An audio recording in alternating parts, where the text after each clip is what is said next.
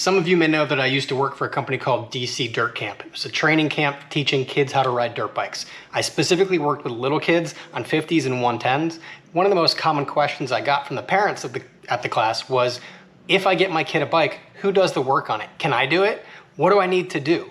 Let's get this 110 up on the lift right now. Let's go through some minor maintenance things like changing the oil and filter, changing the air filter, also adjusting the chain. These are things that are crucial to do when you have a bike. So if you're a new moto dad, or if you're a kid looking to learn how to ride bikes, hopefully this helps, and stay tuned. So today we'll be working on a 2019 KLX110 from Kawasaki. What I'm gonna cover today is on this bike, but does really work on a lot of other bikes. Some minor things would be like the location of the oil filter, but basically what we're gonna talk about today is the same for all small bikes. One thing I've said before is that working on dirt bikes, you don't need a whole tool setup. You don't need a tool chest filled with tools. You can really get away with just a basic mechanics tool set. For the work today, we're gonna need just a few things. A couple ratchets, some sockets, wrenches, oil pan, funnel, oil, and then some stuff for the air filter. That's really it. So this is a very basic job, and what we're gonna do today shouldn't take more than an hour to do, even if you've never done it before. So let's get into it. Keep in mind too, you don't need a lift to do this kind of work. You can do this kind of work just with the kickstand if the bike has it, or a regular dirt bike stand works perfectly fine too. The lift just makes it easier. I have a bad back, so this lifts it up and makes it easier for me to work on bikes. One thing to note too, please check your owner's manual of the bike. If you don't have one from when you bought the bike, you can find them online just by Googling for the owner's manual and the service manual. The service manual is very helpful to have. That'll walk you through how to do basic maintenance and also things that are more advanced too. But one thing that I wanted to make sure you guys are aware of is that on almost all dirt bikes, it is suggested by the manufacturers that your oil is changed every 5 hours of engine time, and your air filter is inspected at least once every 2 rides. If you are in a dusty conditions or in a sandy place where you're riding, check your air filter every time you ride. Check the air filter as often as you can. Make sure that is clean and is helping keep the bike clean inside too. When you're working on a bike for the first time, make sure you look it over when the engine is cool to the touch. You don't want to be in there messing with the oil. If the oil is hot or too hot, it can hurt your hands, so just be careful with that. It is a good idea to run the bike a little bit, get the oil moving, but then you want to let it cool down before you drain the oil out so you don't burn your fingers. On this bike, again, 2019 KLX110, the oil drain bolt is in the center of the engine on the bottom. Again, you don't need a lift, but if you have the bike on a basic bike stand, a dirt bike stand, you might need to get one that has a hole in the middle, or you can just shift that forward on the engine so that you have access to the drain bolt and it can go straight down. There is a skid plate on this bike. You do not have to remove it to get to the drain bolt, which is right here, but you do have to remove it to get to the oil filter, which is up back here. So I'm gonna drain this first, let it drain out, and then I'll take the skid plate cover off.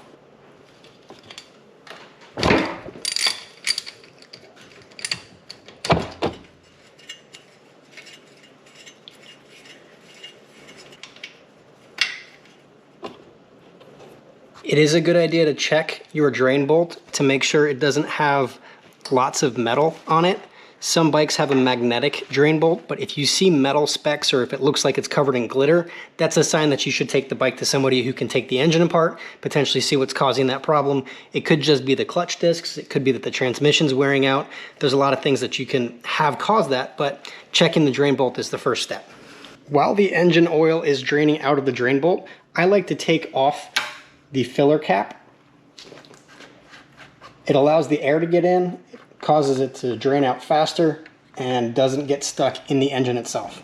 All right, so now that the engine is done draining the oil, we can put the oil plug back in. There is a little bit of a drip coming down from the skid plate, but I'm not gonna worry about that too much.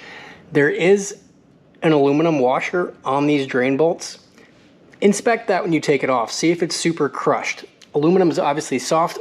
These are meant to create a seal. It's not an O-ring, it is just a washer, but these don't have a very long life expectancy. So check the washer, see if you could reuse it. If not, grab a new one. There is a specific type of washer to use, so don't just throw any washer on there. Get the right one for your bolt, make sure it works and seals up properly.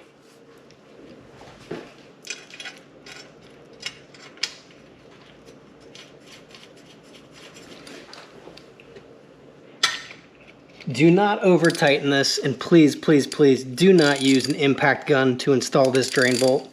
I have worked on or bought used bikes before that the drain bolt stripped out on. This doesn't need a ton of torque on it. If you have the service manual, please check the torque specs. I'll look to see if I can find the torque specs for this one, but I really like to just use a small ratchet. This isn't too big, that way I don't put a whole lot of force on it. You want to just make sure it's nice and snug. Now that we've drained the oil out, I want to put the filler cap back on. That way it can stay clean inside the engine, and we don't have anything from the garage getting in there. Yes, I am turning it backwards. That helps to seat it properly in the threads so you don't cross thread anything. This does not need to be too tight. Don't use pliers or a wrench on this, just finger tight is fine. Now we can pull the skid plate off to get access to the oil filter. In an earlier video I installed this plate. This is a bracket to support the foot pegs. The skid plate is attached to that, so I actually have to remove these two bolts to get the skid plate off, because you can see the oil filter is behind the skid plate. So let's pull off that bracket, or at least the front two bolts, and the bolts for the skid plate.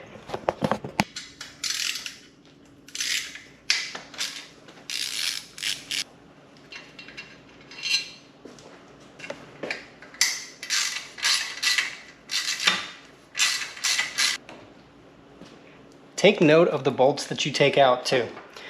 On one side, I had a long bolt that was about 1.5 inches. On the other side, there was a bolt that was about 1 inch.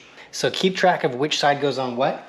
I really am a big fan of these orange trays to help hold the tools and also the bolts in place. What you can do is you put one on the left side and put one on the right side. Here, let me show you what I did. Put one on the left side, one on the right side, so that you know left side of the engine, right side of the engine. That way you can keep track of what bolt goes where. Now we can take off the bolts that hold the foot peg bracket on and the back half of the skid plate.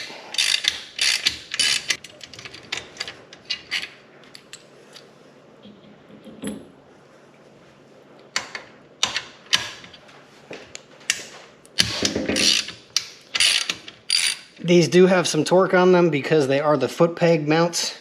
Definitely don't want those coming loose. Again, check the manual to see if you can find the torque specs for these.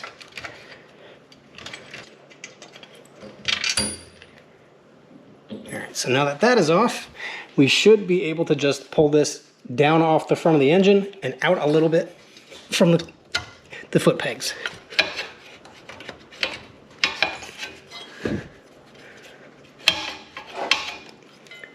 The foot pegs are a little bit too tight, holding it in place. So I'm going to crack loose the ones on the back, the bolts on the back, to give it a little bit more flex to let the plate come out, to slide it out. All right.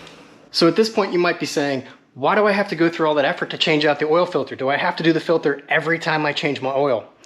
You should. You should. Don't have to, but it's advised that you do. I like to do it. There are companies that make stainless steel filters that you can clean out with brake cleaner, so you don't have to replace them as far as cost every time, but you should always take the filter out and at least clean it or replace it every time you change the oil. So on this 110, the oil filter sits up at the front of the engine. There's two bolts that hold it in place, but I want to show you what it looks like on a different bike just so you can see what else you might be looking at. So this is my KX250. You can see right here is the oil filter. Still two bolts, but they're slightly different bolts, and the oil filter slides out that way, just as a comparison for you.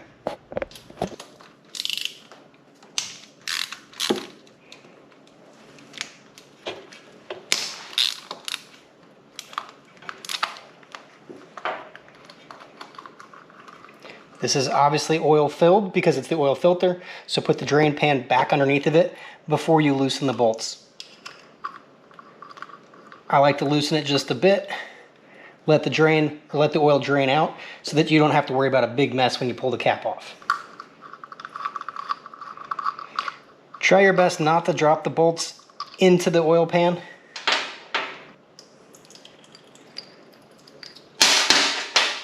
Now that all the oil is drained out, we can pull the old filter off, put it on the drain pan.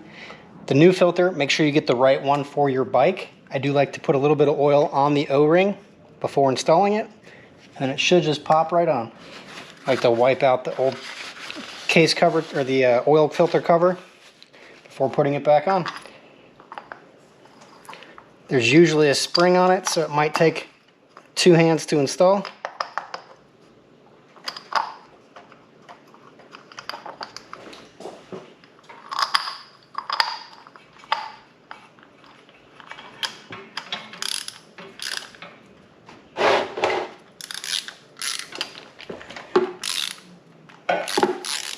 All right, make sure you dispose of your old oil filter and your oil at the proper place. Don't just throw it in the trash can. Now that we've got the drain plug tightened back up, we've got the new oil filter in and the front of the cap back on the filter cover, we can go and fill it with oil. Some bikes will actually have a measurement right here stamped on the case to say how much oil it's supposed to take and what kind. For example, this bike says 1 liter of 10W40. If you don't see that there, you can check with the manual, or you can just use the sight glass. Now, a key thing to know about the sight glass here is that there's actually 2 lines. There's a low line and a high line. It won't say anything, there'll just be 2 little marks. You want the oil level to be between those 2 lines to know that you have enough. The bike needs to be completely vertical. So if you've been doing this on the side stand, you'll want to have somebody hold the bike up as you fill it to make sure you have the right amount of oil in there. Obviously, what type of oil you use is up to you. Try to stay with what the manufacturer recommends as far as the weight, but as far as brand goes, everybody has their own preference. Make sure your funnel is clean too, because whatever goes in the funnel will end up in your engine. Hopefully you can see it's starting to come up on the window now, but I do need to add some more still.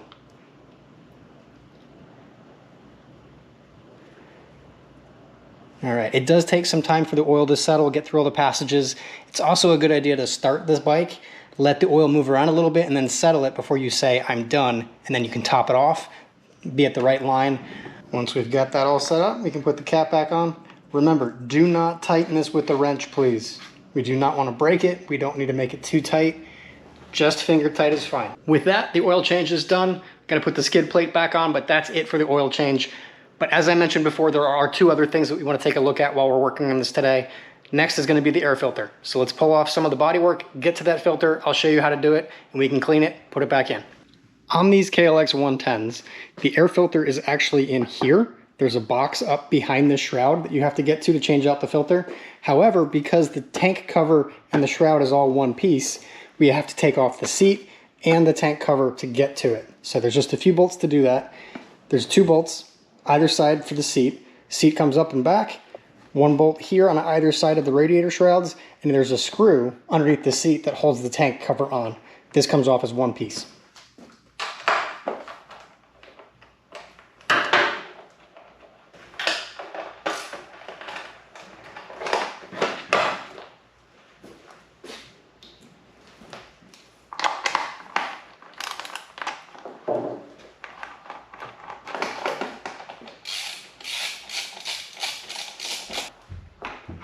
This is one of those scenarios where every bike's going to be different. But on the smaller bikes, the radiator or the air filter is usually in the same kind of spot. I do have to take off the side panels. There's 2 more bolts that I forgot about inside back here. There's a push pin back here, a little plastic push that goes into a rubber piece. Takes a little bit of force to pop it out, and then it slides off. You can see there's the bolt right there that I forgot to mention before.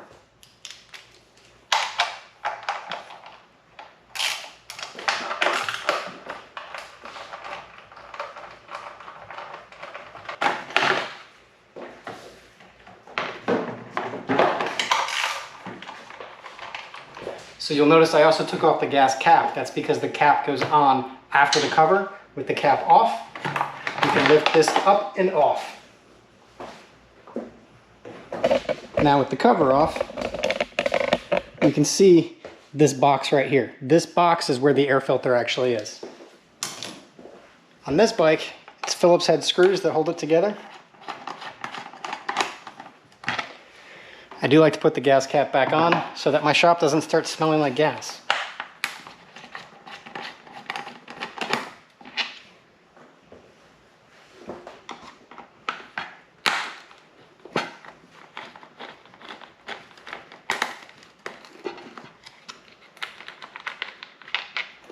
All right, and now we can see the air filter. You might look at this and go, oh man, that is a clean looking filter.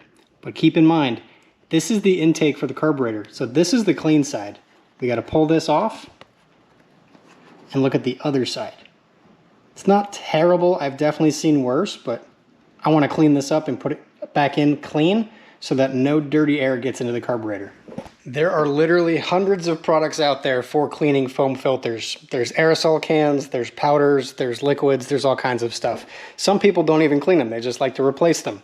You can do that if you've got countless money, but I like to make sure that I'm not spending money for no reason. So I clean these. Not a sponsored product, but I will include a link below. I'm a huge fan of No Toil because of the fact that it's biodegradable. You can actually wash your filters with this in your clothes washer, your washing machine, and it's not going to harm anything. Definitely like this product a lot. So you take the powder cleaner, you add it into a bucket of water, not a whole lot. I use warm water because I feel like it helps break down the dirt a little bit more. And you just swish it around, squeeze the filter. The foam will stay intact, but the dirt will break down. I've heard some haters talking about No Toil saying that it's not a real product, it doesn't do a good job. I've been using it for 20 some odd years on my dirt bikes, and I've never had an issue with dirt getting past my filter. Maybe that's me and just cleaning my bike enough that it's not an issue, but I always like to recommend products that I actually use, and I've been using this one a long time.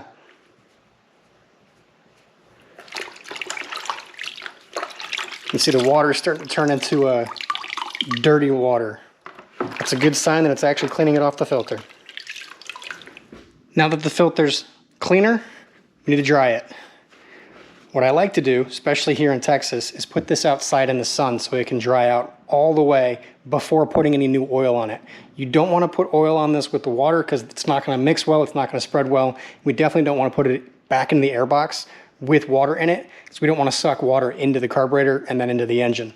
Let's dry this out all the way. I'll leave this out and we'll put it back in a little bit.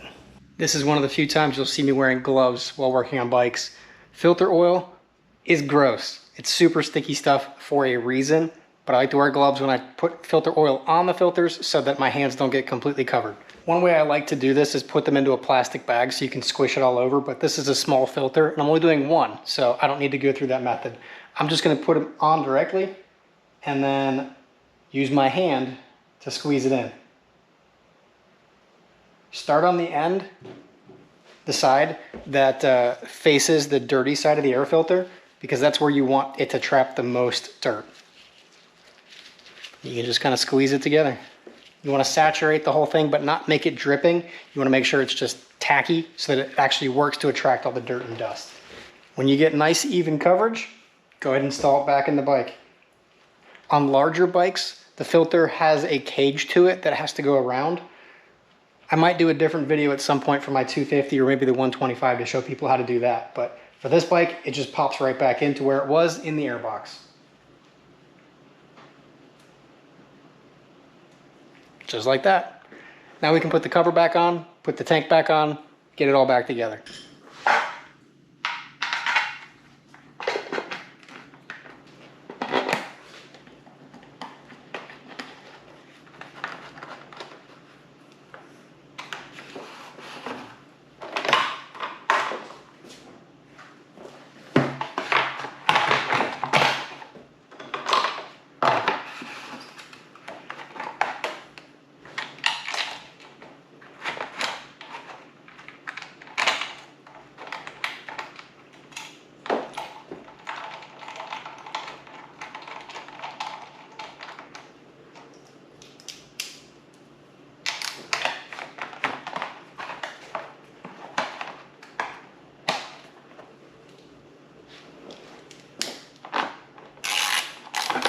I'm not going to bore you with the details on the other side, but I do want to show you this.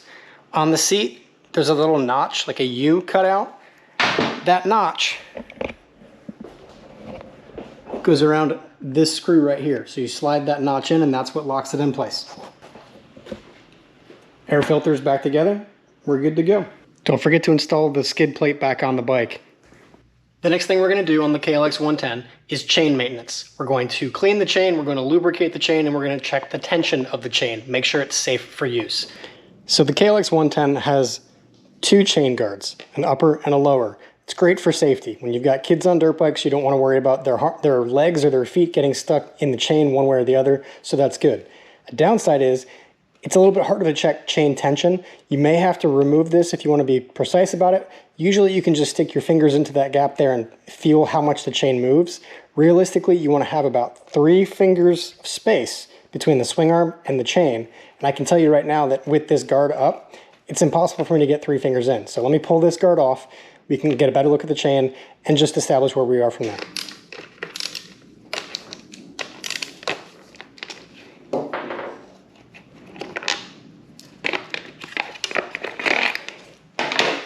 There is a good bit of movement here, but it's not terrible. See, there's the 3 fingers at the swing arm. That's pretty decent. So I'm going to check back here too. This is another thing I like to look at. If you can pull the chain off the sprocket in the back and you can see the gap between the chain and the teeth, probably should be tightened. Now this is a fairly simple job, but it is a little bit harder to do when the bike is on its wheels. So I pulled out one of my center stands. You can use a 5-gallon bucket or you can prop it up on the side stand. The stand is the easiest and safest way. So let me pull this up, put it on the stand.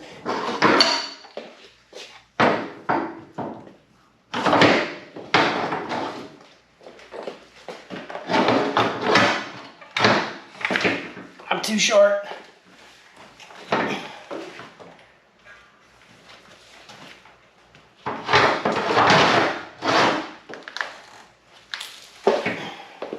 So now the bike is up on the center stand. Keep in mind, this is a full-size stand for a full-size bike. It's a little awkward, but it will work. We have the wheel off the ground. I want to make sure that we can spin it freely so we can get access to the axle there.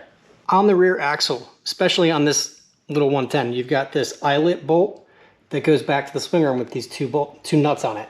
One is a lock nut, one is an adjuster. As you tighten these nuts, it'll pull the axle back, which will tighten the chain. Now you have these notches on the swing arm.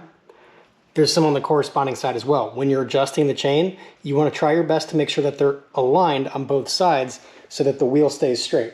If you've got one side kinked, it'll kind of wobble as you are riding down the track. There's a nut on one side and the other side is the bolt head. You want to spin the nut side with the socket, not the bolt side. This is just easier to remove. There's less motion you have to make. So let me grab a socket for this size and we'll pull off the nut.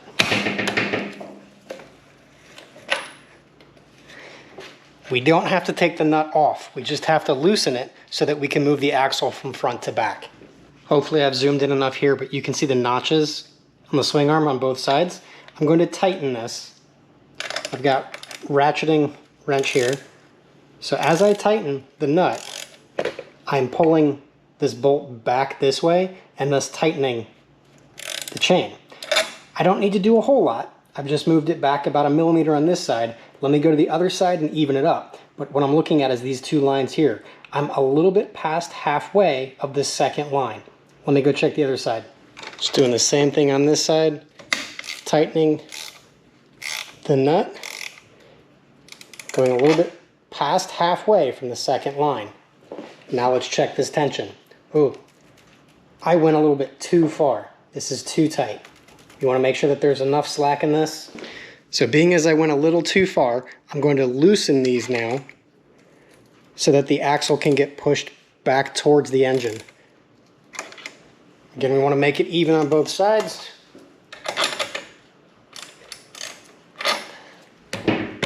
When you're loosening it, it's a good idea to hit the wheel so that it pushes it forward against the stopper and it's not just kind of bouncing around. I'm much happier with that amount of play there. That's pretty good. So now that we've got it in place, we can take these nuts. As I mentioned before, there's 2 of them. One is the adjuster, one is a lock nut. So you'll need a second wrench so that you can hold one in place as you turn the lock nut.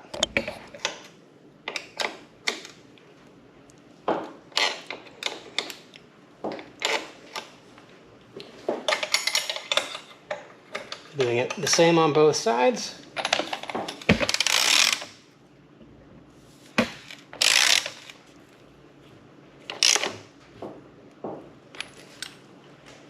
Chain is adjusted, but as you saw, the chain is a bit dirty, so let me take the chain brush out, we'll clean that, and we'll get it lubricated for next ride. There is a never-ending debate online about cleaning chains. What to use, what not to use. Do some research, figure out what you want to use for yourself. I'm a fan of cleaning with WD-40. It does a good job of breaking down what's on there as the current wax and or grease. But now what I've been using for the lube is the no-toil stuff. As I mentioned before, I use no-toil on my air filters. Again, not a sponsored product, I just like this. It is biodegradable and it comes off with the pressure washer and the regular soap and detergent that I use when cleaning the bike. So it doesn't stay on forever and it doesn't make a big mess. So I'm just a huge fan of this stuff.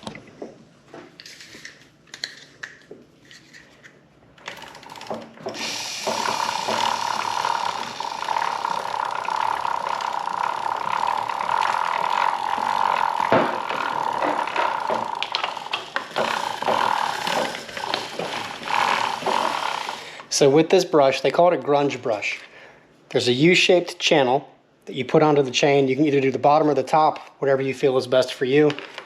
Do not do this with the engine going and the wheel spinning by itself. Use your hand, spin the wheel. I have seen people get their fingers stuck in sprockets, so don't have the engine on when doing this. You're just trying to break down the dirt and the sand and the dust and the other grease and lubricants that might be on the chain from the last time. So these brushes come in really handy. I'm just going to take a shop towel, get the bulk of it off.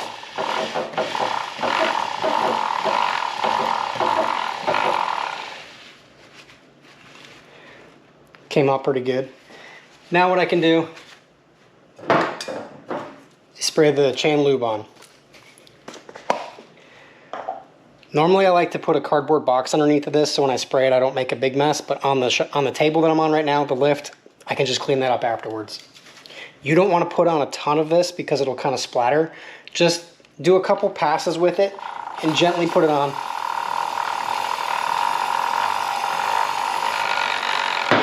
It was about 3 rotations, but now check out the free spin. Chain is good to go. Those are some basic maintenance tips for new dirt bike owners, moto dads, kids who are getting their first bike and learning how to work on them. Hopefully that's helpful to you. If you're having problems with your bike starting, take a look at this video I have right here of the top reasons why your bike won't start. Could be helpful to get your bike going and get you back on the track. Have fun out there and stay safe.